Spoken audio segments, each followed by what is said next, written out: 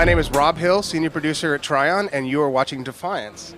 What we're showing at Gamescom today is essentially player versus player. We're showing a 6 versus 6 map, but you can actually get up to 32 players within these battleground style maps. You can see that we're showing some classes here. This is really just for Gamescom. It'll show you a bunch of different weapons and weapon types that we have within Defiance. In the final game, because the main game is player versus environment with thousands of players in an open world playing together against tens of thousands of non-player characters or server-controlled characters, you will actually grow your character there, and then you can import them into player versus player and back and forth. So the progression that you gain within the player versus environment model, or the co-op model, the thousands of player co-op model, is building your character, getting new abilities, getting thousands of new weapons, and then you can bring them into player versus player and duke it out with your friends or with total strangers, actually, and get new things that you can't get in the larger open world. So it kind of gives you a little incentive to play the player versus player. Right there you can see the detonator, which is essentially a grenade launcher. It sticks to enemies, it sticks to everything actually, and then you can activate it by hitting reload. You can have 5 of those out at a time, so if you can plant them right, you can really just blow people away and they go flying with physics and everything.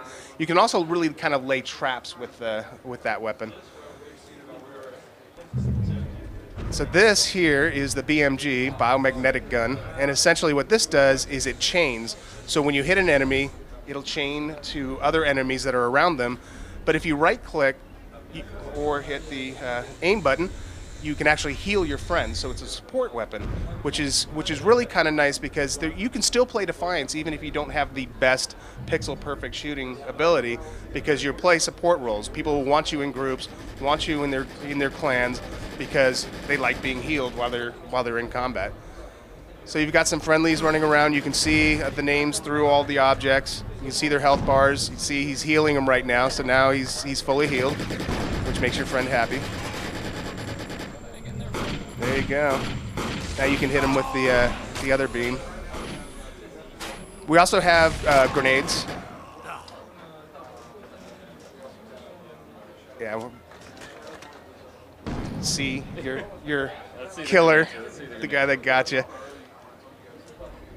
And we have a lot of special abilities that work both in player versus player and in the main world. The other interesting thing about the grenades is they hit on impact.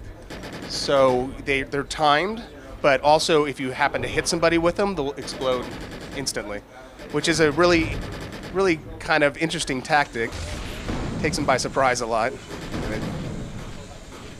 So yeah, you hold down this weapon, you can see taking him down, hit him with the grenade, and there he goes. You also saw, it's in German, but you saw that there's assist points. So you don't have to get the death shot to get the points. As long as you do some damage, and depending on the amount of damage that you do overall, you will get assist points that'll help you increase your ranking. So I threw out the hologram there during that fight. If you wanna tell me a little bit about it. Yeah. One of the special abilities we have here is hologram. This is what this character is equipped with right now. And essentially what that does is you can see that it goes out. It's that purple guy out there. All the enemies see is your character, including the name above their head. So it really kind of fools them into, and that's really fun to watch people just chase something that doesn't exist. And yeah, fools them to get off of you so that you can then either take them out or basically escape. How does the hologram AI function? It basically runs until it hits an object. Okay, it just runs in a straight line.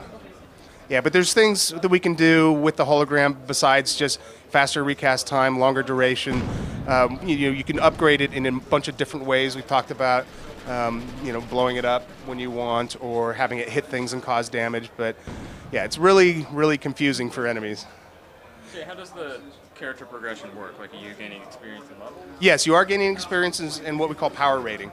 And that will give you points that you can then put into your abilities, or you can put into weapon usage, all that kind of stuff. We also have things called perks, which are little slots that'll also give you stat boosts. Whether it's to the abilities, whether it's to your grenades, whether it's to your weapons, there's a whole bunch of stats we can modify through that. And you start with just 1 or 2, and you'll be able to get more and more perk slots as you go. You got this guy surrounded, he didn't know where you're at. And you can also, if you look on the map at the top right, you can see the orange dots, those are the enemies. When your teammates see enemies, they get highlighted on the map. So there is kind of a shared line of sight as far as the map's concerned amongst your teammates. Does the experience you have from PvP translate into the PvE? It does. It does. Everything that you do in player versus player and everything you do in the larger open world do transfer back and forth. So that's as I was mentioning, you get special things in player versus player that you can't necessarily get in the overworld. So it kind of gives you an incentive to come in and play the player versus player. Can you be specific about what sort of stuff transfers between the two? Well, any of the experience that you've gotten, we also are talking about weapon drops that will drop off of players that it's not their weapon, but it's kind of like, oh, this is a weapon that you can now pick up and you can transfer over to the player versus environment. So now you've picked a different set of weapons. You've got, and a different ability. Now you have speed boost, which we call blur, and you've got the infector. And this thing here fires needles at enemies, and it grows tumors when you hit them. And what comes out of the tumors are little aliens that will attack anything that are around them. And if you kill somebody who has those tumors, more aliens will pop out and just start chasing everybody, all the enemies around, which is actually really hilarious to watch when you have a bunch of them. And if you can get 3 guys stacking this stuff on a bunch of different enemies, you end up with a ton of these aliens running around. So I think I tagged that guy over there. Yeah. Let's see his tumors. Oh, but he went and died. Yeah, so, somebody killed him. This game mode. Is this just like standard team deathmatch? Right now, we're just showing standard team deathmatch. It's the easiest to understand. But we also will have capture and hold and a couple of others. We're also doing overworld opt-in player versus player. So we have special events that we can run using our dynamic system, and players can decide to converge on that area and engage in the player versus player, which has their own objectives, which we haven't announced yet. But also the thing that we'll do in those cases is we'll essentially match people with their friends or match people with their clanmates on sides, unless they decide they don't want to. If they decide they want to kill their friends and clanmates, they can do that as well. But we kind of auto-tailor it so that we try and keep friends and everybody together on the same side. So there you go. There you see the little alien that popped off. He'll start chasing enemies. There he goes. He's chasing him right now, trying to jump on him and explode, and killed him. And you also saw the nice round bulbous things coming out. So yeah, it's a really fun weapon to use, and it's really disgusting, which is always good. The melee attack automatically push me forward a little bit. A little bit, yeah. So you get kind of a rush and kind of a lead in to the melee attack, and it makes them go flying back when you get the kill. Does the multiplayer tie thematically into the overarching storyline? Yeah, thematically for player versus player, I mean, the idea behind the player character itself is what we call an arc hunter, which is essentially a mercenary who goes out and tries to find alien artifacts for cash and power. They don't necessarily work for just one person. They work for whoever's paying. And each of the player versus player maps that we have, versus matches, is one NPC faction against another NPC faction. And the mercenaries are getting paid by one or the other. But that doesn't mean that we also have larger political factions that we will set up for player versus player that will allow you to don the outfit of that side or don the outfit of the other side, depending on who you decide to play for. And then I know earlier we were talking about the ranking and the scoring system. You want to explain that a little bit? The leaderboard. Yeah, so we have, each match you're going to be ranked against the other players within the match itself, but we also have a global leaderboard of all players in the entire game.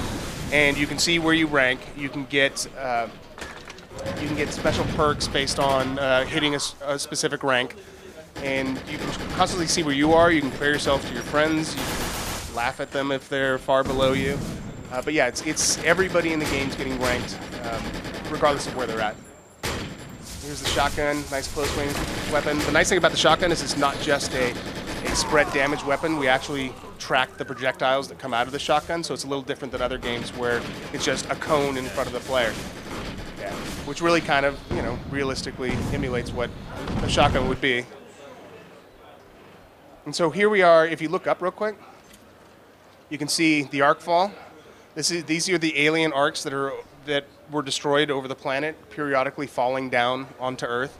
And this is where the arc hunters get their stuff, is all the alien artifacts that are in these things that are constantly falling from the sky. And in the player versus environment, that's a lot of what our dynamic content is. We have these things drop down and players converge on them because they get special minerals. The thing is that NPCs want it too. So it turns into like a big fight of players versus NPCs. And what we found at E3 was, even though we didn't tell anybody on the floor what was going on, they naturally converged on these things because of the UI that we put in. We put a big yellow thing on the HUD that said "Go here" with a number underneath, and when they went towards it, the number got smaller. So they kept going towards it, and they just, again, naturally came to these large arc fall encounters. And it's great for their social experience because it's people you maybe have never seen before, but now they're all with you. They're all fighting the same thing, you know, same cause, so that they can get the cool loot when they're done. You want to check this out here? Remind us when the game is coming out? Yeah, Defiance is launching on Xbox 360, PlayStation 3, and PC on April 2013 alongside the Sci-Fi television show.